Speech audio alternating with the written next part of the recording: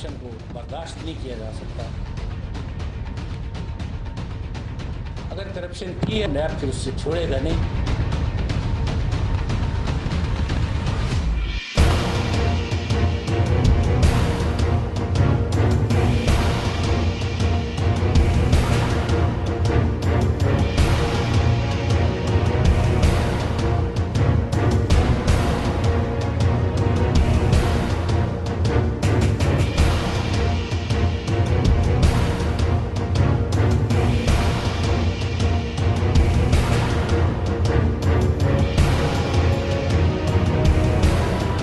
सरबराह ये कह दे कि ये नया पाकिस्तान है, तो नया पाकिस्तान में तो ऐसे ही होगा ना कि स्पीकर सिटिंग स्पीकर को घसीट के जेल में डाल दो। ये नया पाकिस्तान का कारनामा है, पहले कभी नहीं हुआ था। आपको भी डरना चाहिए। अस्सलाम वालेकुम नाज़रीन, हमारे लंदन स्टूडियो से आप देख रहे हैं सिग्नेचर टॉक और मैं हूं अहमद शाहीन। नाज़रीन, आज के प्रोग्राम का आगाज़ करेंगे इस हफ़्ते होने वाले चंद अहम वाक़यात और ख़बरों के तज़किरे से।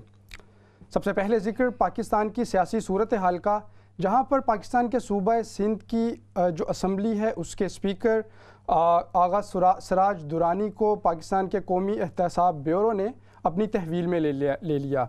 उनको तहवील में लेने का मकसद ये बताया गया कि वो नैब को, जो कौमी एहतसाब ब्यूरो है, उसको मुतमईन नहीं कर पाए थे अपने असासों से ज़ायद आमदन के केस में। इस गिरफ़्तारी के बाद पाकिस्तान पीपल्स पार्टी, जिनसे उनका ताल्लुक़ है, उन्होंने काफ़ी एहतजाज किया, ना सिर्फ सूबाई असम्बली में बल्कि कौमी असम्बली में भी, और इसके साथ साथ मुल्क भर में मुख्तलिफ़ एहतजाजी मुज़ाहिरे भी किए गए और इस बारे में उनकी जानिब से मुख्तलिफ़ आरा सामने आई। इस खबर को अपने इस प्रोग्राम में आज शामिल करेंगे। इसके अलावा जिस अहम खबर पे नज़र डालेंगे इस प्रोग्राम में, वो है पाकिस्तान में गिरफ़्तार होने वाले भारतीय जासूस कुलभूषण यादव से मुतल्लिक जिसकी समाअत हुई, उस केस की समाअत हुई इंटरनेशनल कोर्ट ऑफ जस्टिस में। ये समाअत मुकम्मल हुई। कुलभूषण यादव को पाकिस्तान ने गिरफ़्तार किया था अपने सूबा बलोचिस्तान में 2 अप्रैल 2017 में। इस पर जासूसी का इल्ज़ाम था, पाकिस्तान में दहशतगर्दी के वाक़यात करने का इल्ज़ाम था, और इसके बाद पाकिस्तान में इसको मौत की सज़ा सुनाई गई, जिसके बाद भारत इस केस को आलमी अदालत इंसाफ में ले गया था। इस खबर को भी शामिल करेंगे, जबकि इसके साथ साथ देखेंगे एक और अहम डेवलपमेंट हुई है कश्मीर से मुतल्लिक, जब 11 साल के तवील अरसे के बाद यूरोपीय पार्लियामेंट जो है उसकी एक सब कमेटी में कश्मीर को डिस्कस किया गया, कश्मीर के अमूर के ऊपर बात हुई। 2007 के बाद पहली दफ़ा इस मसले को बाकायदा एजेंडे का हिस्सा बनाकर इसके ऊपर बात की गई। इस मामले को भी देखेंगे, जबकि पाकिस्तान और भारत के दरमियान जो हालिया दिनों में होने वाली एक खिंचाव की सूरत हाल है, कशीदगी की सूरत हाल है, उसको भी हम प्रोग्राम का हिस्सा बनाएंगे। इस बारे में पाकिस्तान के वज़ीर आज़म ने भी पहले बयान दिया था, जबकि अभी हाल ही में कौमी सलामती कमेटी ने भी इसके ऊपर बात की है और ख़ासा वाज़ेह मौक़िफ़ दिया है। प्रोग्राम में आज यहाँ पे मेरा साथ देने के लिए मौजूद हैं मीर इकराम हुसैन, सीनियर तज्ज़िया निगार हैं, हमारे साथ सिग्नेचर टॉक के बाकायदा पैनल का हिस्सा होंगे, इनको खुशामदेद। जबकि पाकिस्तान से हमें स्काइप के ज़रिए से ज्वाइन कर रहे हैं राजा ज़ीशान, मुस्तकिल हिस्सा होते हैं हमारे प्रोग्राम का। आप दोनों अहबाब का शुक्रिया, और चलते हैं आज के एजेंडे के पहले हिस्से के ऊपर, जिसमें हम बात करेंगे सिंध असम्बली की। मीर साहब, सबसे पहले तो आपको खुशामदेद, माशाल्लाह आप तशरीफ़ लेके आए, बहुत शुक्रिया। आप सिग्नेचर टॉक को आपने ज्वाइन किया है, तो बहुत शुक्रिया आपका। आपसे मैं पूछूंगा, जो इसी सिंध असम्बली में होने वाली जो डेवलपमेंट है, नैब ने हिरासत में लिया है उनके स्पीकर को, इस स्पीकर को हिरासत में ले लेना आप कैसा देखते हैं? सबसे पहले अहमद बहुत शुक्रिया मुझे मदऊ करने का, और यकीनी तौर पे जहाँ तक ताल्लुक़ है सिंध की सियासत का, सिंध की हमेशा से सियासत का एक अपना रवैया रहा है। पाकिस्तान की सियासत ओवरऑल अगर देखी जाए और सिंध की सियासत पर नज़र रखी जाए तो हमको बहुत सारी चीज़ों को समझना होगा। आगा सिराज दुरानी साहब पे जो इल्ज़ामात लगाए गए, उसमें जहाँ असासों से ज़्यादा आमदनी का एक मैटर था, गैर कानूनी भर्तियाँ का भी एलिगेशन था, उसके साथ साथ फ़ंड्स का नाजायज़ इस्तेमाल, उसका भी एक एलिगेशन था। लेकिन जहाँ जिस तरह का रिस्पॉन्स आया, ज़ाहिर है इदारों ने अपना काम करना है, इदारों ने अपनी ड्यूटी पूरी करनी है, लेकिन उसके साथ साथ क्योंकि हमारे सियासी इदारे इस चीज़ के लिए शायद अब उस निज़ाम में तैयार नहीं है कि हमें भी कोई पूछने वाला इदारा होगा। ये एक बड़ी अहम बात है। जहाँ तक ताल्लुक़ है ओवरऑल सिंध की सियासत का, तो इसमें ये पहली दफ़ा शायद ऐसा कोई चीज़ सामने आई है उनके, एक हाई प्रोफाइल गिरफ्तारी हुई। जी बिल्कुल, उसको वो तैयार नहीं थे कि ये रुख इस तरफ भी हो सकता है या कोई ऐसा वाक़या भी पेश आ सकता है। मुख्तलिफ کارڈ ہمیشہ سے کھیلے گئے، اس دفعہ بھی بڑا خطرہ تھا کہ کوئی ایسا کارڈ کھیل لیا جائے، اور بڑی طاقتیں ہوئیں، حرکت میں آئیں، پریس کانفرنسز ہوئیں، اور بڑی عجیب عجیب باتیں سامنے، ماحول جو بنایا گیا. جی بالکل. لیکن اوورآل میں نہیں سمجھتا کہ آپ کو اس چیز کا برا ماننا چاہیے. اگر کسی نے آپ کی چیزوں پر سوال کیا ہے کہ ادارے کو سمجھ نہیں آ رہی ہے، جائیں ایکسپلین کریں، اس کو ایکسپلین کریں، اپنے آپ کو کلیئر کریں. ذیشان کو بھی ہم ساتھ شامل کر لیتے ہیں. اچھا ذیشان، جس طرح سے اس گرفتاری کو عمل میں لایا گیا ہے، میں آپ سے یہ پوچھنا چاہوں گا، کیا یہ بہتر نہ ہوتا کہ اگر ان کے اوپر الزامات تھے ان کو مدعو کر لیا جاتا، ان الزامات کو کلیئر کرنے کے لیے ان سے گفتگو و نشید کی جاتی، اور اس کے بعد اگر کوئی چیز ثابت ہوتی تو پھر باقاعدہ سے جو گرفتاری ہے اس کو عمل میں لے کے آیا جاتا؟ دیکھیے احمد، بات یہ ہے کہ ایک جو قانون کا اپنا ایک ضابطہ ہے، ایک طریقہ کار ہے، اس کا فالو کیا گیا ہے. جیسے کہ شاہ صاحب نے بھی بات کی کہ آمدن سے زائد اگر اثاثے ہیں، انیکسپلینڈ ویلتھ ہے، تو وہ ایک رائٹ ہے. دیکھیے الیکشن کمیشن میں جب یہ تمام معاملات جاتے ہیں ان کے انتخابات لڑنے سے پہلے، تو انہوں نے اپنی ڈیٹیلز وہاں پر دی ہوتی ہیں. اگر وہ آپ کے وسائل جو ہیں ان ڈیٹیلز سے میچ نہیں کرتے ہیں تو آپ کو جواب دہ ہونا پڑتا ہے، آپ کو بتانا پڑتا ہے کہ تمام جو اثاثے ہیں وہ آپ کے پاس کس طرح سے آئے ہیں، کیونکہ آپ ایک پبلک آفس، ایک بہت اہم یہ آفس ہے جس کو آپ ہولڈ کر رہے ہیں. تو آئی ڈونٹ تھنک کہ اس میں کوئی مذائقہ ہے اگر ادارے اپنی جو ہے تفتیش کریں. اور رہی بات کہ کیا ان کو پہلے گرفتاری سے پہلے کوئی نوٹسز دیے جانے چاہیے تھے، تو اس حوالے سے نیب کی طرف سے جو باقاعدہ ان کو انفارم کیا جاتا رہا ہے، لیکن وہ خود نہیں آئے ہیں. تو اس کے بعد اب یہ دیکھیں، اس میں ایک اور بات جو قانون کی پیچیدگی احمد، وہ یہ سمجھنا ضروری ہے برڈن آف پروف کی.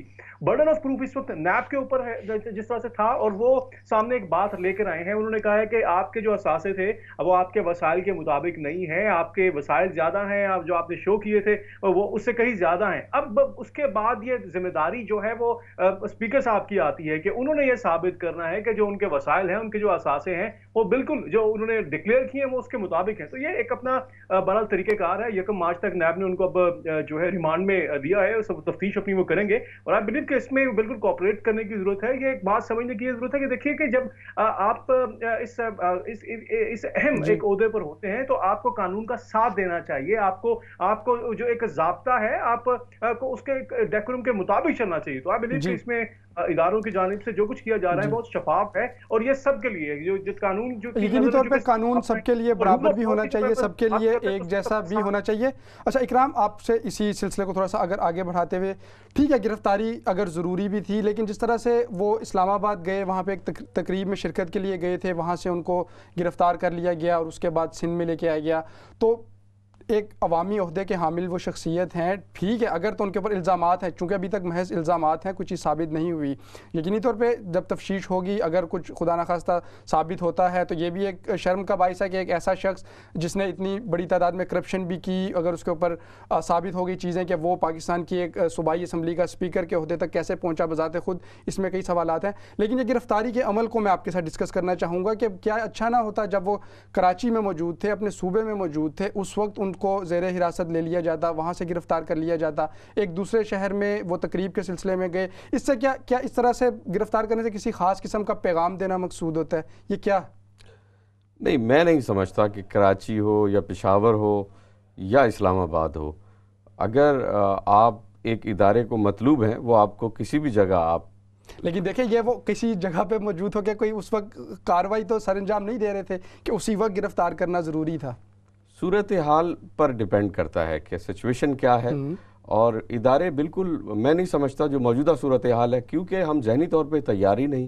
ہمارے ہاں ایسا رویہ ختم ہو گیا تھا، ڈی ایکٹیویٹ کیے ہوئے تھے کچھ ادارے، تقریباً اب وہ ایکٹیویٹ ہو گئے، یا یہ کہہ لیجئے کہ ملک ایک پالیسی کی طرف چل پڑا ہے، کچھ چیزیں پالیسی کے حساب سے چل رہی ہیں، کچھ ادارے پالیسیز پر چل رہے ہیں. اب آج چیف جسٹس صاحب نے بھی جو گزشتہ کچھ پینڈنگ کیسز ہیں ان کو بھی جلد از جلد ختم کر، تو ملک ایک بہتری کی طرف گامزن ہے.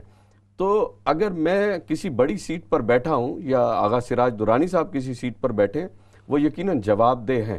جتنا بڑا عہدہ ہوگا اتنی بڑی ذمہ داری ہے، جواب دہی ہے، اور مثال قائم رکھنی چاہیے کہ بھئی میں جس عہدے پہ بیٹھا ہوں میں جواب دہ ہوں، تو میرے ساتھ ساتھ جتنے اراکین ہیں اس اسمبلی کے یہ جواب دہ ہیں.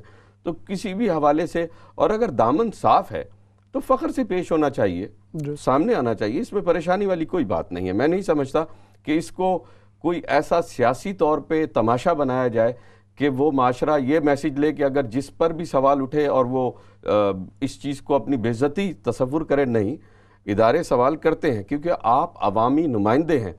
آپ عوام کی نمائندگی اسی صورت میں کر سکتے ہیں کہ جب آپ کا دامن صاف ہو، اور آپ کو دیکھ کر مثال لیں لوگوں کہ یہ ہمارا نمائندہ ہے اور یہ صحیح کام کر رہا ہے. لیکن اگر آمدنی کم ہے اور اخراجات زیادہ ہیں، آپ کے اثاثے زیادہ ہیں، تو یقیناً ادارے بنے ہی اسی لیے ہیں. ورنہ ملک کی لوٹی ہوئی دولت ہے، بے نامی اکاؤنٹ نکل رہے ہیں، ایک خربوزے والے کے پاس سے کروڑوں نکل رہے ہیں، کسی پکوڑے والے. تو یہ وہ تمام معاملات ہیں جو سامنے آئے ہیں جس کی وجہ سے ادارے پریشان ہیں. اور ملک کی دولت جب دوسرے ملکوں میں موجود ہے، ادارے سو نہیں رہے، ان کے علم میں سب کچھ ہے. یقینی طور پہ آپ نے اچھی بات کی اداروں کے حوالے سے بھی. اور ناظرین، ہم نے حال ہی میں دیکھا کہ جس طرح سے یہ امیر اکرام بات کر رہے تھے کہ ادارے اب بظاہر یوں لگتا ہے کہ وہ آزاد بھی ہیں، وہ اپنی مرضی سے کارروائی بھی کرتے ہیں. ہم نے حکومتی شخصیات کے خلاف ہونے والی کارروائی بھی دیکھی. علیم خان جو کہ سینئر وزیر تھے پنجاب کے، ان کی گرفتاری بھی امر میں لائی گئی. اور اس مرحلے پہ ہم نے نہیں دیکھا پاکستان تحریک انصاف کی جانب سے ایسا رد عمل، حالانکہ وہ گورنمنٹ میں تھے، کہ وہ کسی طرح سے اس کو اپنے انا کا ایشو بنایا جاتا. تو ایک اچھا طرز عمل تھا ان کی جانب سے. ذیشان، آپ سے پوچھنا چاہوں گا، یہی علیم خان کی گرفتاری کی ہی اگر بات کریں، ان کو بھی تو گرفتار کیا تھا، لیکن جو رد عمل دیا اپوزیشن نے اور خاص طور پہ پاکستان پیپلز پارٹی نے، قومی اسمبلی کے اجلاس میں بھی انہوں نے بھرپور طریقے سے اپنی بات کو بھی رکھا اور اس بات کے اوپر وہ بات کرتے رہے. جبکہ کراچی میں اور سندھ کے جو دوسرے شہر ہیں، خاص طور پہ اندرون سندھ جہاں سے وہ کامیاب بھی ہوئے ہیں، ان کا وہاں پہ اکثریت تسلیم کی جاتی ہے، ہر بار وہاں سے اچھی تعداد میں ووٹ لیتے ہیں. کافی اس کو عوامی سطح پہ لے جانے کا یہ جو عمل ہے کہ ایک گرفتاری ہوئی اسپیکر کی اور اس کے اوپر چارجز ہیں تبھی گرفتاری ہوئی، لیکن اس کو اس طرح سے عوام میں لے کے چلے جانا اور اس کے ذریعے سے حکومت کے اوپر پریشر بلڈ کرنا، اس کو کیسے دیکھتے ہیں؟ اچھا، یہ مسئلہ اب سے نہیں ہے. یہ قانونی مسائل کو عوام پر کے پاس لے کے جانے کی مثال اب سے نہیں ہے، یہ بہت پرانی ہو چکی ہے. ابھی بھی حالیہ بھی ہم نے دیکھا کہ جو ہمارے پرائم منسٹر صاحب، جو سابق پرائم منسٹر صاحب تھے، ان کو جنگ اپنی عدالت میں لڑنی تھی، لیکن وہ ان معاملات کو سڑکوں پر لے آئے. تو یہ اسی کا ایک تسلسل ہے. دیکھیں، ایک تو بات یہ ہے کہ جب ادارے حرکت میں آتے ہیں، ہم یہاں پر اکاؤنٹیبلٹی اکراس دی بورڈ کی بات کرتے ہیں، لیکن جب ادارے حرکت میں آتے ہیں تو جیسے پرائم منسٹر نے بھی اپنی اسپیچ میں کہا ہے کہ پھر جمہوریت، یہ کہا جاتا ہے اپوزیشن کی جانب سے یا جو بھی گرفتار ہوتے ہیں، اگر ایون حکومت کی جانب سے بھی، تو اداروں پر تنقید کی جاتی ہے. یہ کہا جاتا ہے کہ سسٹم کو خطرہ ہے، جمہوریت کو خطرہ ہے. میرا خیال ہے کہ اداروں کو مضبوط کرنے کے لیے یہ بہت ضروری ہے کہ آپ ان کے جو ایک لایا عمل ہے، آپ اس پر عمل کریں. آپ کا اگر آپ کا اپنا دامن صاف ہے تو آپ کو کوئی اس میں مسئلہ نہیں ہونا چاہیے. آپ کسی بھی عہدے پر فائز ہوتے ہیں، آپ کو پتا ہے کہ آپ نے کچھ ایسا نہیں کیا ہے کہ جس کی کوئی پردہ پوشی آپ کو کرنے کی ضرورت ہے، تو آپ کو بالکل کانفیڈنس کے ساتھ اس کے سامنے آنا چاہیے. لیکن انفارچونیٹلی ہم دیکھ رہے ہیں کہ سندھ میں جو صورتحال بن چکی ہے، وہاں پہ اس کو ایک بہت انا کا مسئلہ بنا دیا گیا ہے. وہاں یہ بات کی جا رہی ہے کہ یہ پولیٹیکل وکٹمائزیشن ہے. آپ اداروں کو، جیسے کہ آپ نے مثال دی ہے کہ حکومتی بھی بہت سارے لوگ اس میں شامل ہیں، علیم خان صاحب موجود ہیں، اس کے علاوہ بہت سارے دوسرے بھی حکومتی جو لوگ ہیں اس میں شامل ہیں، چاہے وہ دوسری جو اتحادی جماعتیں ان میں شامل ہوں. تو بات یہ ہے کہ آپ کو یہاں پر ہمیں یہ سمجھنا چاہیے احمد کہ اداروں کا اپنا ایک رتبہ ہے. ہم نے اب پرابلم پر یہ ہوتی جا رہی ہے کہ ہم صرف شخصیات پر جو ہے وہ توجہ دیتے ہیں، ہم شخصیات کی مضبوطی پر یقین رکھتے ہیں. شخصیات کو مضبوط کرنے سے ادارے کمزور ہوتے ہیں. تو یہ بہت ضروری ہے کہ اگر یہ ایک کوئی طرز عمل ہے تو یہ ایک پروسیس ہے، تو اس کو مکمل کرنا چاہیے. جی ذیشان، ٹھیک، اس بات کو مزید آگے بڑھاتے ہیں. ناظرین، آپ کو میں بتاتا چلوں کہ ہماری جو لائیو کالز ہیں اس وقت اوپن ہے، جو نمبر ہے اسکرین پہ موجود ہے. آپ لوگ بھی ان کالز کے ذریعے سے ہمارے ساتھ شریک ہو سکتے ہیں. جن ایشوز کے اوپر ہم آج بات کر رہے ہیں اس میں آپ اپنا نقطہ نظر بیان کر سکتے ہیں. سگنیچر ٹاک میں ہم آپ کی آراء کو ہمیشہ خوش آمدید کہتے ہیں. آپ لوگوں کو بھی ہم اس کا حصہ بنانا چاہتے ہیں، آپ کی آراء سننا چاہتے ہیں، آپ کا نقطہ نظر بھی ہم اس پروگرام میں لینا چاہتے ہیں. میر صاحب، ٹھیک ہے، یہ گرفتاری کا معاملہ ہو گیا، ہم نے دیکھا. آگے چلتے ہیں.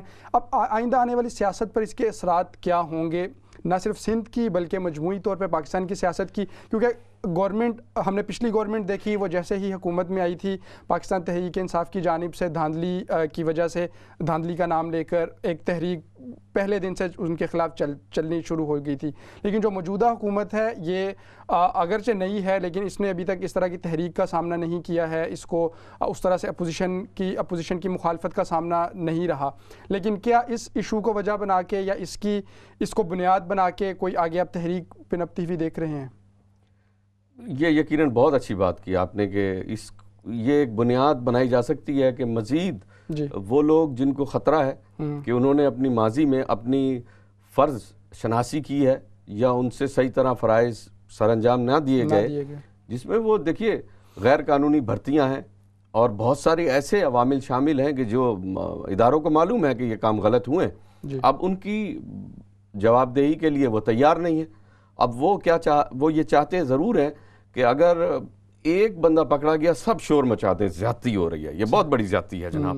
جبکہ ہمیں معلوم ہے کہ ہم نے عوامی نمائندگی کا نعرہ لگایا تھا لیکن ہم عوام کے نمائندے کبھی بھی نہیں بنے. ہم نے کبھی بھی عوام کی جا کے نمائندگی نہیں کی. ہم نے اپنے ذاتی مفادات کی نمائندگی کی اسمبلی میں جا کے, اور وہاں پہ جب شور مچایا ہے اس بات پہ مچایا ہے کہ ہمارے ساتھ زیادتی کوئی نہیں آنا چاہیے, یہ ایوان بڑا وہ عزت کے قابل ہے اور ایسا ہے, لیکن آپ نے عوام کی وہاں پہ کوئی بھی مسائل کو حل نہیں کیا. اور زیادہ زور آپ کا اسی پہ رہا کہ وہ ابھی بھی جو کشمیر کے ایشو کو پس پش ڈال کے حالیہ جو سندھ اسمبلی کا اجلاس تھا اس میں اسپیکر گرفتاری کو لے کے آیا گیا. ہم کچھ کالرز کو شامل کر لیتے ہیں اپنے ساتھ. جی ایک کالر ساتھ ہیں, آپ کو لینا چاہوں گا. السلام علیکم. وعلیکم السلام. جی جو آپ ڈسکشن کر رہے ہیں اسی کے جی حوالے سے میں پوائنٹ دینا چاہتی ہوں. ہلو جی فرمائیے گا. آج یزید تو نہیں ہے, نمرود تو نہیں ہے, فرعون تو نہیں ہے, لیکن ہمارے جو رولر ہیں وہ بنے ہوئے ہیں یزید. آپ مجھے بتائیں, تھر میں پانی کی بوند کو لوگ ترسیں, تھر میں فاقوں سے لوگ مرے, اور ان کے جو عوامی نمائندے ہیں ان کی اتنی عزت کی جائے کہ وہ کروڑوں کے مالک بن جائیں دن اور رات میں, اور یہ عوامی نمائندے ہیں جو عوام کے جیب سے پیسے چھین کے, سارا عوام کا بجٹ چھین کے اپنی تجوریاں بھر لیں, اپنے لیے لمبی لمبی گاڑیاں, میلوں پر پھیلی ہوئی جائیدادیں اور ملٹیپل کمپنیز اور پتہ نہیں کیا کچھ. وہ غریبوں کے کہتے ہوتے ہیں نا کہ جنازے اٹھ رہے ہیں اور ان کے پلازے اٹھ رہے ہیں. تو یہ جو عوامی نمائندے کہلانے کے لائق ہیں, ان کے تو چوراہے پہ کھڑے ہو کر ان کی چلیں آپ نے اپنا موقف دیا. یقینی طور پہ یہ تو گزشتہ بہت عرصے سے صورتحال ہمارے سامنے ہے کہ کبھی بھی جو بھی حکومت آتی ہے یا جو نمائندے بے شک وہ عوام سے ہی منتخب ہو کر آتے ہیں, لیکن عوام کو ہمیشہ ان سے شکوہ بھی رہا ہے. میر صاحب بات کو آگے بڑھاتے ہیں. اگر ان کی بات کو ہی لے لیا جائے کہ ایک اچھی بات جو اس میں کی کہ ایشوز بہت سارے ہیں. تھر کا انہوں نے تھر کی بات کی ہے. سندھ کو ہم جانتے ہیں کہ سندھ میں کون سے لا اینڈ آرڈر کے ایشوز رہے ہیں, موجودہ دور میں بھی ہیں, غیر قانونی بھرتیوں کا مسئلہ ہے, بہت سارے ایشوز ہیں.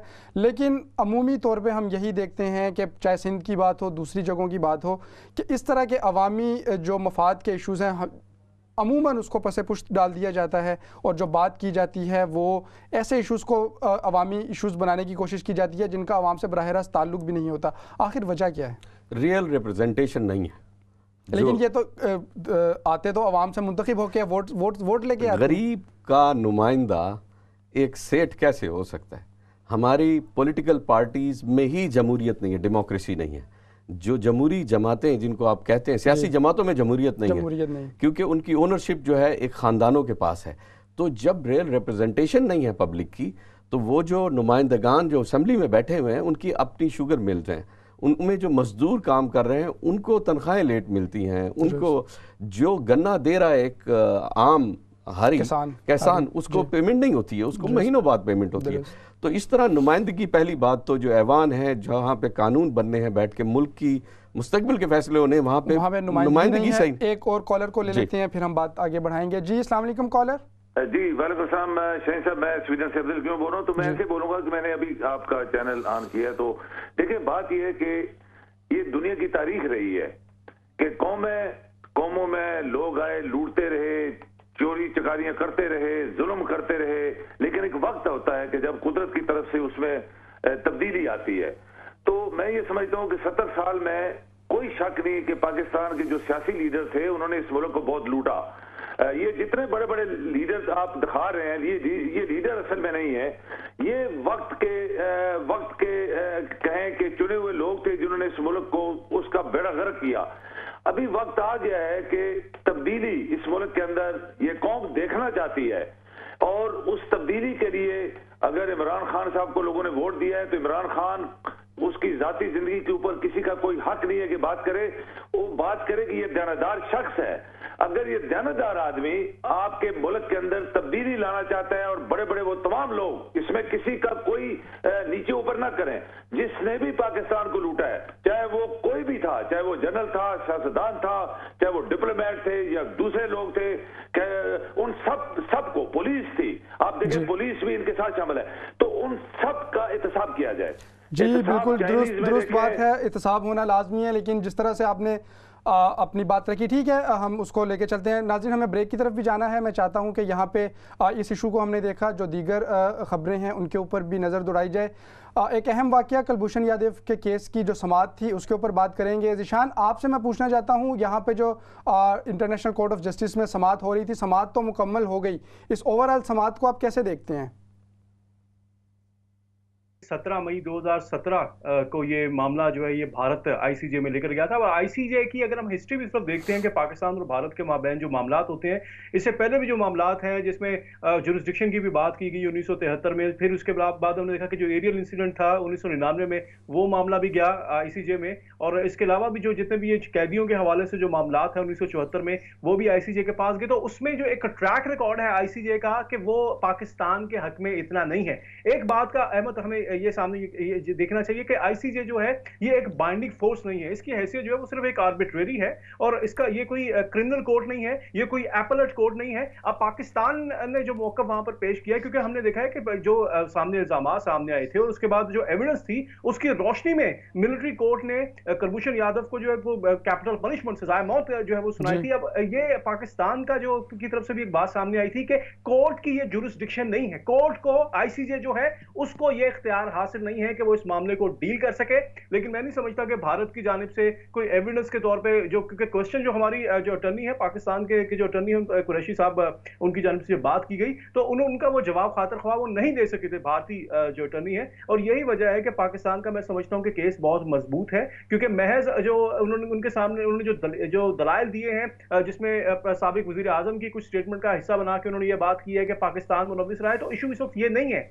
بھارت نے, ہم نے دیکھا ہے کہ یہ جو پروسیڈنگ ساری ہوئی ہے, بھارت نے ڈائیورٹ کرنے کی کوشش کی ہے, اصل ایشو پر آنے کی بجائے جو سوالات پوچھے گئے ان کا جواب نہیں دیا. اور میں سمجھتا ہوں کہ اس حوالے سے بہت اوپر امید ہے پاکستان کی جو اتھارٹیز ہیں کہ مثبت جواب آئے گا, جو کہ ایکسپیکٹڈ ہے کہ اس سال کے آخر تک آ جائے گا. لیکن میں فیصلہ بھرپور محفوظ کورٹ نے کر لیا, لیکن میں پھر بھی یہ کہوں گا کہ یہ بائنڈنگ فورس نہیں ہے. پاکستان کی عدالتوں کا احترام جو ہے وہ ضروری ہے, کیونکہ اگر ٹریک ریکارڈ بھی جیسے ہم نے کہا ہے کہ دیکھا جائے جس میں بھارت کے حق میں بہت سارے جو فیصلے ہیں وہ آئی سی جے نے کیے ہیں, تو میں سمجھتا ہوں کہ یہ اس میں let's hope for the best, کیونکہ اگر جو ثبوت ہیں وہ بہت ٹھوس ہیں, اور آئی بلیو کہ اس میں جو پاکستان کے حق میں جو ہے وہ فیصلہ ہوگا. اور حق میں یہ نہیں کہے گی عدالت کہ وہ جو سزائے موت دی گئی ہے اس کو اپروو کیا جائے, اس میں یہ بات ہوگی جو بھارت کی جانب سے معاملہ آیا گیا ہے کہ اس کی بریت کا کلبھوشن یادو کی, اس کو وہ کہیں گے کہ وہ ریجیکٹ کر سکتے ہیں. بالکل ٹھیک.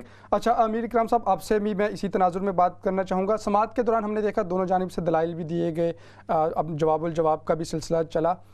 بھارت کی جانب سے آخری سیشن میں یہ الزام لگایا گیا کہ پاکستان نے جو ہے بہت سخت اور نامناسب زبان کا استعمال کیا ہے. پاکستان کے اٹارنی کے اوپر انہوں نے یہ بات کی. آخر کیا تھا ایسا پاکستان کی جانب سے جو دلائل بھی دیے گئے یا جو زبان استعمال کی گئی, تو اس کو کیوں بھارت نے, کیا یہ اسی سلسلے کا حصہ تھا کہ وہ مین جو پوائنٹ تھا اس سے اٹینشن ڈائیورٹ کرنا چاہ رہے تھے, وہ اس طرح کی ضمنی باتوں میں الجھانا چاہ رہے تھے؟ بالکل ٹھیک بات کی آپ نے. بالکل یہ ان کا یہی ایک پوائنٹ ہے کہ کسی طرح ڈائیورٹ کیا جائے اور ضمنی باتوں میں الجھایا جائے باتوں کو. بالکل یہی رویہ رہا اس کا. بھارت کا یہ ایک رویہ ہے, یہ آج یہ ٹریک ریکارڈ ہے 1947 سے پہلے کا ٹریک ریکارڈ ہے, بلکہ 47 کے بعد تو انہوں نے اپنے رویے کو اور تلخ کر لیا ہمارے لیے. اور وہ بدستور جیسے ذیشان صاحب نے ایک ٹریک ریکارڈ دیا کب سے 74 سے لے کے اب تک چلا آ رہا ہے. اسی طرح جو انٹرنیشنل کورٹ آف جسٹس میں کلبھوشن یادو کا جو کیس, یہ میٹر کنٹینیوسلی چل رہا ہے, اور پاکستان نے کی اپنی کورٹس ہیں, ان کے ڈیسیجنز ہیں, اور اس میں انہوں نے باقاعدہ طور پہ جو حقیقت ہے وہ دنیا کے سامنے لے کر آئے. ہندوستان نے اس کو ماننے سے انکار کیا, وہ تو آبویسلی بات ہے, وہ یقیناً تسلیم نہیں کریں گے. وہ بھرپور کوشش کریں گے کہ وہ اس بات کو تسلیم نہ کریں, لیکن خود کلبھوشن یادو کی سٹیٹمنٹ موجود ہے اور ایویڈنسز موجود ہیں. تو اس میں یہ کہنا کہ ہمارے طرف سے پیش ہونے والے, پاکستان کی طرف سے پیش ہونے والے ایک وکیل کی بات آپ کو مناسب نہیں لگ رہی, اس کی تو بات آپ کو مناسب کبھی بھی نہیں لگے گی, کیونکہ وہ یقیناً آپ کے خلاف بات کرے گا. رویہ مناسب نہیں ہے. یہ ایک عجیب سی بات ہے چیزوں کو الجھانے کے لیے. آپ ایویڈنسز کی بات کیجئے, انہوں نے ابھی تک, ہندوستان نے ابھی تک سالڈ کوئی ایک بھی ایویڈنس پیش نہیں کیا عدالت. انہوں نے درمیان میں یہ بھی کہا کہ وہ تو تاجر تھا, تجارت کے لیے ایران گیا تھا, وہاں سے اس کو اٹھا لیا گیا, لیکن اس کے اوپر بھی وہ کوئی ایویڈنس نہیں دے سکے, نہ اس کے تاجر ہونے کا, نہ اس بات کا کہ اس کو پاکستان نے اغوا کیا تھا. تو یہ باتیں ہیں. ایک اور کالر ہمارے ساتھ موجود ہیں, آپ کو بھی شامل کرتے ہیں. جی السلام علیکم. वालेकुम सलाम, आदाब आप सबको। जी शुक्रिया जी, बड़ा अच्छा लगा देख के प्रोग्राम आपका। मैं सिर्फ एक छोटी सी बात कहूंगा, जब आप अपना प्रोग्राम बताए ना तो सबसे पहले वो बताए जो इमरान खान साहब ने अपनी स्पीच में कहा था कि अगर हिंदुस्तान एक कदम बढ़ाएगा तो मैं 2 कदम बढ़ाऊंगा। सबको ये देखना चाहिए कि इमरान साहब क्या चाहते हैं। वो नहीं चाहते कि जंग हो पाकिस्तान में। बड़ी मुश्किलों से इमरान खान ने पाकिस्तान को खड़ा करने की कोशिश कर रहा है, और जहां वहां के जो पॉलिटिशियन ओपोजिशन पार्टी हैं उनका फर्ज है कि पाकिस्तान का साथ दे, इमरान का साथ दे, जो पैसा उनका बाहर से पड़ा हुआ वो लेके आए और पाकिस्तान को खड़ा करे, डैम बनाए, पाकिस्तान की मदद करे ताकि इमरान खान को इतनी भागदौड़ ना करे। वो बेचारा जब से आया हर तरफ भागदौड़ लगाई उसने, हर तरफ से काम खाने की लाने की कोशिश कर रहा है पाकिस्तान में। और ये ओपोजिशन वाले हैं कि ये क्या कर रहा है, ये क्यों कर रहा है। जो कर रहा है करने दें उन्हें, आप अपना साथ दें। कोई भी नहीं जो है ओपोजिशन में अब तक खड़ा हुआ कि मैं इतना पैसे देता हूं पाकिस्तान में डैम बनाए, या मैं इतना पैसा देता हूं इमरान खान के लिए कि हमारे मुल्क में उसे बाहर ना जान पैसा मांगना पड़े किसी से।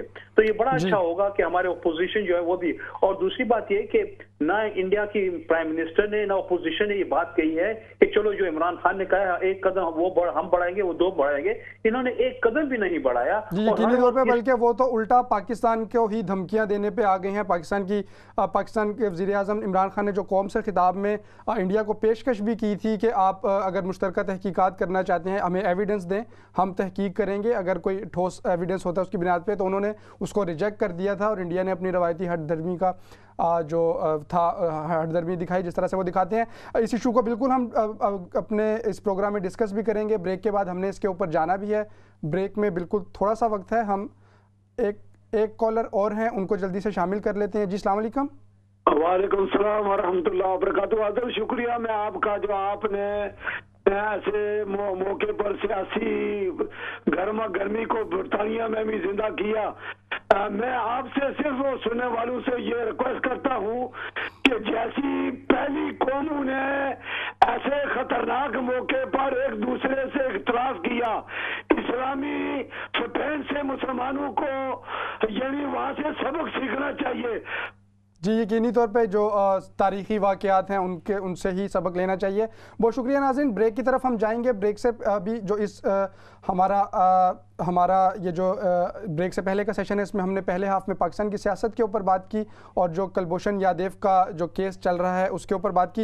निशान, इसी सिलसिले में क्विक सा कमेंट मैं आपसे लेना चाहूँगा कुलभूषण वाले इशू के ऊपर ही कि आखिर क्या जो आपने जिस तरह से बताया कि मुमकिन फ़ैसलों में तो वो ये इंटरनेशनल कोर्ट ये नहीं कहेगी जो सज़ा दी गई थी उसको बरकरार रखा जाए, लेकिन क्या उसके जो इनका अभी समाअत मुकम्मल हो गई है, कब तक मुतवक्का है फैसला? क्या आने वाले दिनों में हम देखेंगे? कोई कोर्ट ने डेट दी है? इस बारे में क्या कहेंगे?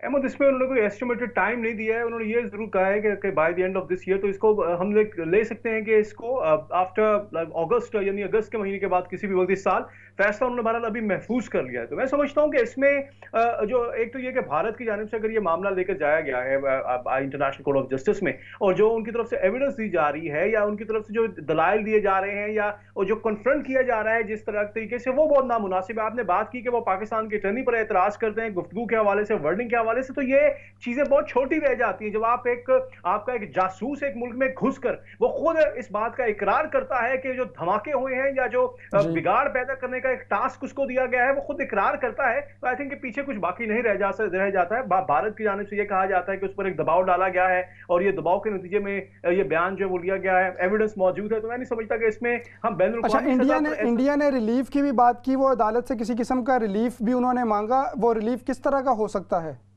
देखिए, रिलीफ की अब जहां तक बात है, भारत ये चाहता है इंटरनेशनली, जैसे मैंने बताया कि ये इंटरनेशनल कोर्ट ऑफ जस्टिस जो है जिसके 15 जजेस होते हैं, ये एक बाइंडिंग फोर्स नहीं है। कोई जो मेंबर स्टेट है जो इसके मेंबर्स हैं 195 मुमालिक शामिल हैं इसमें, वो ये बाइंडिंग फोर्स नहीं है। ये जब मैटर्स उनके पास जाते हैं, क्योंकि ये दोनों मुमालिक अपनी मर्जी से जाते हैं, वो ऐसे नहीं है कि मिसाल मैं आपको देता हूं जैसे सू मोटो एक्शन अगर अदालतें ले लेती हैं, तो अगर जो मुमालिक उसके रुकन है तो उनके पास ये अथॉरिटी नहीं है कि वो तमाम अपने इन मुकदमात को अपने पास लेकर आए। लेकिन इसमें एक बात को समझ आना बहुत जरूरी है कि ये जो मामलात हैं अगर ये इंटरनेशनल लेवल पर आते हैं तो इसमें जग हसाई होती है ऐसे मुमालिक की कि जो कि कोर्ट्स के या रूल से हटकर बात करते हैं। तो मैं समझता हूं कि भारत अगर इस मामले को लेकर गया है तो भारत अपने आप को खुद एक्सपोज कर रहा है सारे मामलात में, क्योंकि देखा जाएगा अब जब एविडेंस सामने आ रही है, पाकिस्तान लेकर आ रहा है कि बलोचिस्तान में क्या कुछ हुआ जिसका वो इकरार करता है, जिसकी जो तमाम स्टेटमेंट्स हैं उसमें मौजूद हैं, उसमें दस्तावेजात मौजूद हैं। तो मैं समझता हूं कि पाकिस्तान का इस हवाले से एक इमेज बिल्डिंग के भी हवाले से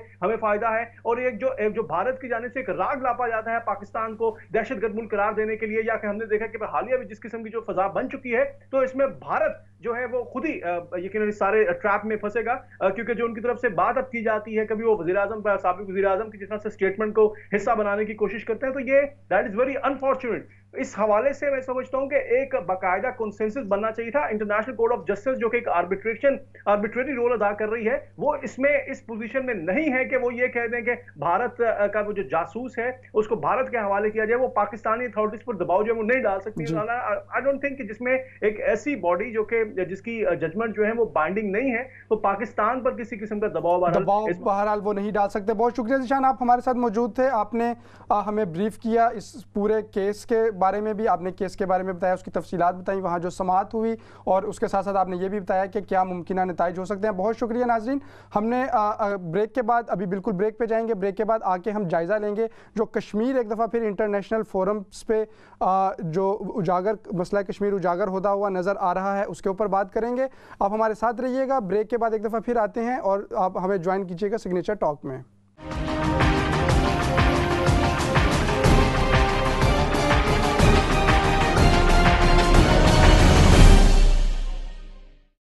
वेलकम बैक नाज़रीन, सिग्नेचर टॉक में एक दफ़ा फिर खुशामदीद। यहाँ पे हम बात कर रहे हैं गुज़िश्ता हफ़्ते की मुख्तलिफ़ अहम ख़बरों के ऊपर, उनके मुख्तलिफ़ ज़ावियों से उसका जायज़ा भी ले रहे हैं। मीर इकराम साहब, आप हमारे साथ मौजूद हैं, बात के अपने जो हम गुफ्तगू कर रहे थे उसको आगे बढ़ाते हैं। अच्छा, कश्मीर के ऊपर हमने देखा इस हफ़्ते में एक अहम डेवलपमेंट हुई कि यूरोपीय यूनियन जो यूरोपीय पार्लियामेंट है उसकी एक सब कमेटी में कश्मीर डिस्कस हुआ बाकायदा तौर पे एजेंडे का हिस्सा बनाकर।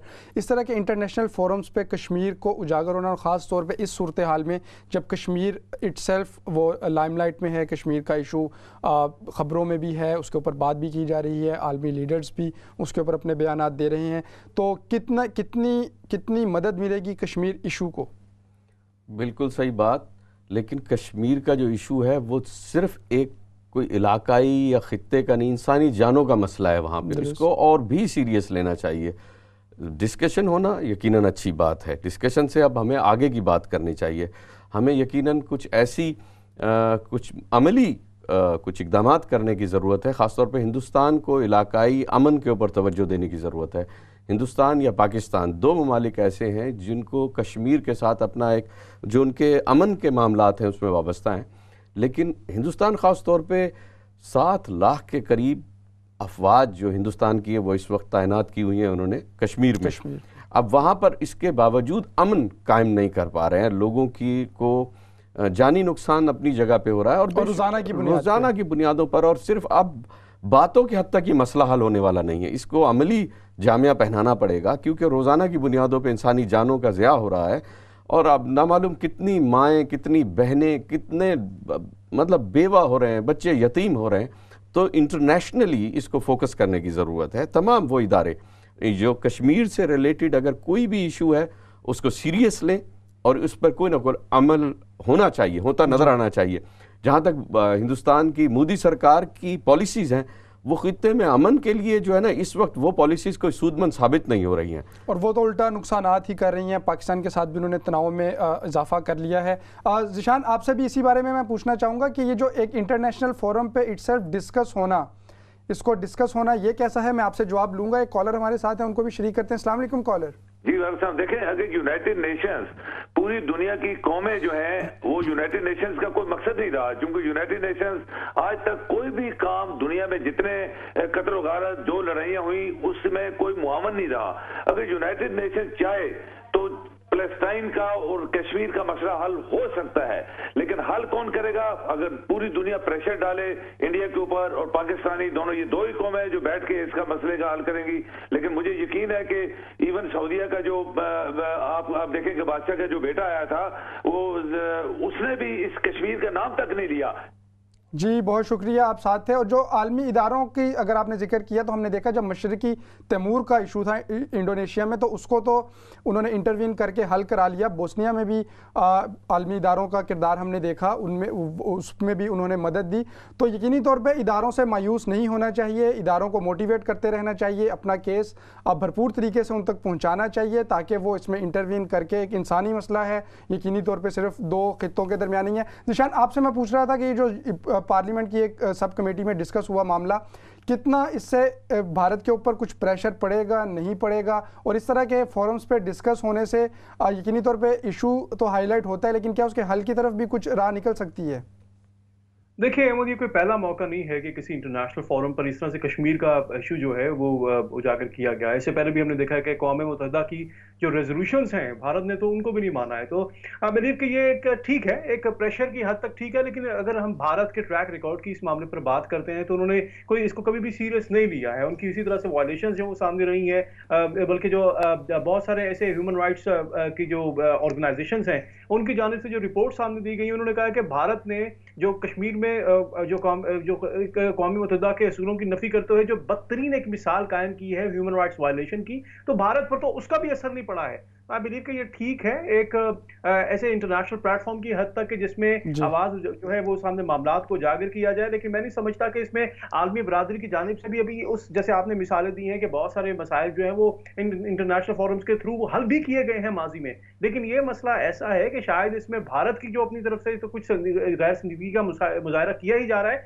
लेकिन इंटरनेशनल लेवल पर भी जो है इस पर उस तरह से दबाव नहीं डाला जा रहा है भारत पर, जैसे बहुत सारे इसमें असूल जो है वो सामने लाए जा सकते हैं कि भारत को यह कहा जा सकता है कि अगर आप एक इशू को हल करने पर तैयार नहीं है तो हम उस पर ह्यूमन राइट्स की बेस पर, क्योंकि ये एक इंसानी मसला है, तो हम आपका बाइकआउट करेंगे मुख्तलिफ सफारती सतह पर। तो आई बिलीव कि इसमें बहुत सारे हर मुल्क का अपना अहमद एक इंटरेस्ट है, तो इसमें let's hope for the best. एक अच्छी बात है कि इसको उजागर किया गया है। और जी ज़िशान जी, अच्छा चूंकि कश्मीर के ऊपर ही बात कर रहे हैं तो मीर साहब आपसे ही मैं पूछना चाहूँगा कि आज भी अगर हम कश्मीर में देखें तो वहाँ पे सियासी कारकुनान के ऊपर भी क्रैकडाउन किया गया, 150 से ज़ायद लोगों को गिरफ्तार कर लिया गया। इंडिया ने मज़ीद सिक्योरिटी फोर्सेस भी वहाँ पे, और ना सिर्फ कश्मीर के अंदर बल्कि वो तो इसको गालबन फैलाने की बात कर रही हैं। जो मौजूदा तनाव है पाकिस्तान के साथ भी उन्होंने तुंद और तेज़ बयानात भी दिए, कभी क्रिकेट खेलने से इनकार होने की भी बात हुई, तिजारत रोकने की बातें उन्होंने की, और एक जंग किसी कैफियत है। इसमें जो पाकिस्तान का रिस्पॉन्स है वो आप कैसे देखते हैं? आपने देखा वज़ीर आज़म ने भी इसके ऊपर बयान दिया, कौम से खिताब किया,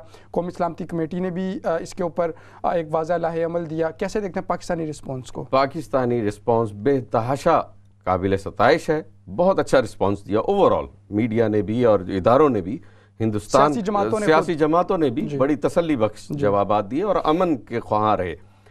जो सबसे अजीब बात हिंदुस्तान की तरफ से देखने का है कि हिंदुस्तान अपनी या तो बड़े मुल्क होने का कतन ये मसला नहीं है कि मायने नहीं है कि छोटे मुल्कों को आप डरा के रखें कि आज मैं आप पे हमला कर दूंगा, तो उनकी एक तिजारती सिलसिले में रुकावट पैदा करने की कोशिश की जा रही है। अल्हम्दुलिल्लाह पाकिस्तान इस वक्त इंटरनेशनली नज़रों में है, वहाँ पे इन्वेस्टमेंट आ रही है और 60,000 से ज़्यादा हमारे जवान अपने ही मुल्क में शहीद हुए, जिनमें पब्लिक भी है, जिनमें मिलिट्री के भी हैं, सब लोग शहीद हुए सिर्फ पाकिस्तान में दहशत गर्दी से लड़ते हुए। बम धमाके हमारे मुल्क में हुए, सबसे ज़्यादा शिकार हम हुए। तो हमने अमन पैदा किया आज के हम बड़ा तिजारत में आगे बढ़ें, मुल्क को तरक्की हो। शायद हिंदुस्तान से वो देखा नहीं जा रहा कि आज वो दिन आए हैं कि पाकिस्तान में तिजारत आ रही है। और ये क्या हमने माजी में भी इसको डिस्कस तो किया है, जो भारत में हालिया होने वाले इंतखाबात हैं, जो कुछ दिनों में इंतखाबात हैं, आखिर क्या वजह है कि हर दफ़ा जब भी इंतखाबात का मामला वहाँ पे होता है तो यही कोशिश की जाती है पाकिस्तान को इन्वॉल्व किया जाए, या वहाँ पे मौजूद जो अक़लियतें हैं उनके साथ कुछ इस तरह का सिलसिला शुरू कर दिया जाता है और इसको इशू बना लिया जाता है इलेक्शंस का? बिल्कुल सही निशानदेही एक दफ़ा फिर आपने की। कारगिल 1999, उसके कुछ अरसे बाद ही जुलाई में वो हुआ और फिर इलेक्शन के दिन जी, और ये 150 किलोमीटर के फासले पे पुलवामा, जहाँ पे ये अब मामलात हुए और अब फिर उनके इलेक्शन है। तो हिंदुस्तान की, या मैं हिंदुस्तान की से ज़्यादा मैं ये समझूंगा कि मोदी सरकार की पॉलिसी, क्योंकि आवाम का कोई कसूर नहीं है, बेशक सरकार जो आई उसकी पॉलिसीज़ होती हैं, तो मोदी सरकार की पॉलिसीज़ खित्ते में अमन के लिए कुछ इतनी खैरख्वाह नहीं है कि अगर खित्ते में अमन होगा तो जो इंसानी जाने खित्ते में आबाद हैं ان کے لیے ایک اچھا ماحول رہے گا، لوگ امن اور شانتی سے رہیں گے، تجارت پھیلے گی۔ لیکن مودی سرکار کی جو پالیسی ہے وہ شاید ووٹ ہی اسی بیس پہ لے رہے ہیں، اور مزے کی بات یہ ہے کہ مودی سرکار کو اپنی شکست سامنے نظر آ رہی ہے، جس طرح سے وہ کچھ ریاستوں میں وہ ہار رہے ہیں، لوز کر رہے ہیں۔ اس کی وجہ جارحیت ہے کہ جارحیت سے کبھی بھی آپ عوام کو خوش نہیں کر سکتے، ہمسایہ ملک ہو یا اپنے خود ملک ہو، ہندوستان یا پاکستان، جارحیت کسی بھی ملک کے لیے بہتر نہیں ہے کہ جتنے نرم اور دوستانہ ماحول میں آپ ترقی کرتے ہیں، اس طرح جارحیت کے ماحول میں ترقی نہیں ہوتی۔ تو مودی اور اس سے یقینی طور پہ جو نقصان ہے وہ تو عوام کا ہی ہے، چاہے وہ دونوں طرف جس طرف بھی ہوں۔ بالکل آخری مرحلے پہ ہیں، ذیشان کو بھی ساتھ شریک کریں گے۔ ذیشان، قومی سلامتی کمیٹی کا اجلاس ہوا، اس کے بعد ایک دفعہ پاکستان نے پھر اس عزم کو تو دہرایا ہے کہ وہ ملک سے عسکریت کا بھی خاتمہ کریں گے اور انتہا پسندی کی سوچ کا بھی، اور ہم نے دیکھا اس کے فوری بعد ایک بہاولپور میں ایک مدرسے کا کنٹرول بھی حکومت نے سنبھال لیا، ایک تنظیم جو واچ لسٹ میں تھی اس کو کالعدم بھی، 2 تنظیمیں ان کو کالعدم قرار دے دیا گیا۔ تو کیا یہ بے شک یہ واقعات تو پاکستان اپنی سلامتی کے لیے ہی کر رہا ہے، لیکن اس حالیہ پلوامہ واقعے کے تناظر میں یہ جو واقعات ہوئے ہیں اور حکومت نے یہ سٹیپس لیے ہیں، ان کو آپ کیسے دیکھتے ہیں؟ کیا اس سے کوئی منفی تاثر نہیں جائے گا؟ دیکھیے نہیں، منفی تاثر اس سے بالکل نہیں جائے گا، کیونکہ اس کی وجہ یہ ہے کہ اس سے تاثر بلکہ یہ جاتا ہے کہ پاکستان اپنے طور پر جو تمام انویسٹیگیشن جو ہے وہ انٹرنلی ایجنسیز کی جانب سے کی جا رہی ہے، اور یہی وجہ ہے کہ جیسے ہم نے دیکھا ہے کہ پرائم منسٹر عمران خان پر بھی بھارت کی جانب سے یہ تنقید کی گئی کہ جب یہ واقعہ ہوا ہے اس کے بعد 2 دن تک پاکستان کی جانب سے کوئی رسپانس سامنے نہیں آیا۔ تو یہی وجہ ہے کہ ہمارے اداروں نے پہلے اس کو انویسٹیگیٹ کیا ہے، اور when they came to the conclusion کہ اس کا پاکستان سے پلوامہ جو یہ انسیڈنٹ ہے اس کا پاکستان سے کوئی تعلق نہیں ہے۔ عادل ڈار اب جو ایک نام سامنے آیا ہے جو حملہ آور ہے، اس کا تعلق یقیناً وہ حریت رہنما ہے، اور یہ اس بھارت کی ان پالیسیز کے تسلسل کا نتیجہ ہے جو جاری جس طرح سے بھارت نے سامنے رکھی ہے، جو ظلم و بربریت کی مثالیں جو ہیں وہ قائم کی گئی ہیں، یہ اس کا ایک نتیجہ ہے۔ تو میں نہیں سمجھتا کہ یہ سارا اس میں جو سینیریو ہے، اگر پاکستان ایجنسیز کی جانب سے یہ جو کارروائی کی جا رہی ہے، اچھا ہے، اپنے گھر کو صاف رکھنا اچھی بات ہے۔ اگر بہت سارے ایسے سیکٹر جو کہ کچھ نیگیٹو ایلیمنٹس کی طور پہ یا کچھ ایکسٹریمزم کو جو ہے وہ پروموٹ کر رہے ہیں تو ان کو کنٹرول کرنا بھی ضروری ہے، لیکن اس سینیریو میں آئی بلیو کہ دیکھیے کہ بین الاقوامی سطح پر بھارت کو یہ جو ایک ڈرامہ ہے یہ سارا فلاپ ہوا ہے۔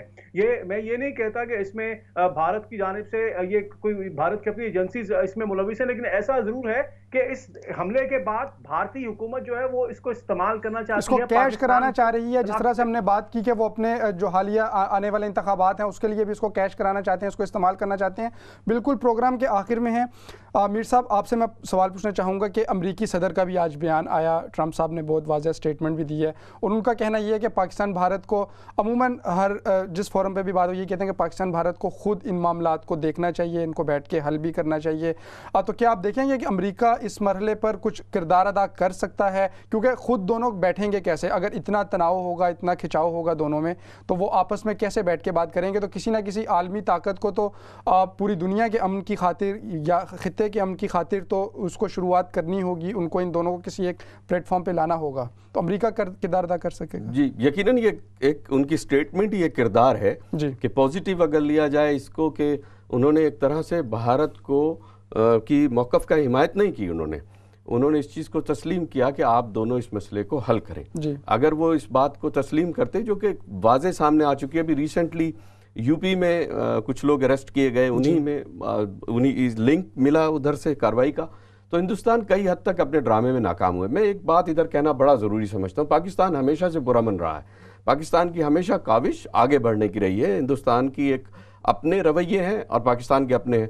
1974 میں ہندوستان نے پہلا اپنا ٹیسٹ کیا، نیوکلیئر ٹیسٹ کیا جی، اس کے بعد 1998 میں پاکستان نے وہ کیا، جبکہ ان کا سیکنڈ نیوکلیئر ٹیسٹ تھا، مجبوری میں انہوں نے اپنی اور اس نیوکلیئر ٹیسٹ کے بعد بھی بھارت نے تو ایک جنگی ماحول بنا دیا تھا پاکستان کے خلاف۔ ہمارے پاس اپنے بچاؤ کا کوئی راستہ نہیں، اس کے آج بھی پاکستان ایک پرامن ملک ہے، اور وہ چاہتا ہے ہم سائے ممالک بھی ہم کو پنپنے دیں امن کے ساتھ۔ تو پاکستان کی کبھی بھی، لیکن یہ جو امپریشن ڈیولپ کیا جا رہا ہے ہندوستان کی جانب سے، یہ غلط ہے، کیونکہ مودی سرکار کو بار بار وہی ایک پالیسی کے تحت ووٹ لینا ہے کہ اگر وہ ہمسائے ملک پہ دباؤ ڈالیں گے یا ہمسائے ملک کے لیے کوئی غلط بات کریں گے تو ووٹ ملے گا، ووٹ اسی صورت ملے گا۔ بہت شکریہ میر صاحب، آپ بھی ہمارے سامنے ساتھ موجود تھے، اور راجہ ذیشان بھی ہمارے ساتھ موجود تھے۔ بہت شکریہ ان دونوں احباب کا۔ ناظرین، یہ تھا آج کا سگنیچر ٹاک، امید ہے آپ کو پسند آیا ہوگا۔ ہمارے پروگرامات آپ دیکھ سکتے ہیں اسکائی 766 پر، جبکہ ورجن میڈیا 839 پر۔ اپنے میزبان احمد شاہین کو اس دعا کے ساتھ اجازت دیجیے کہ دنیا بھر میں امن، برابری اور مساوات کا خواب جلد شرمندہ تعبیر ہو۔ اللہ نگہبان۔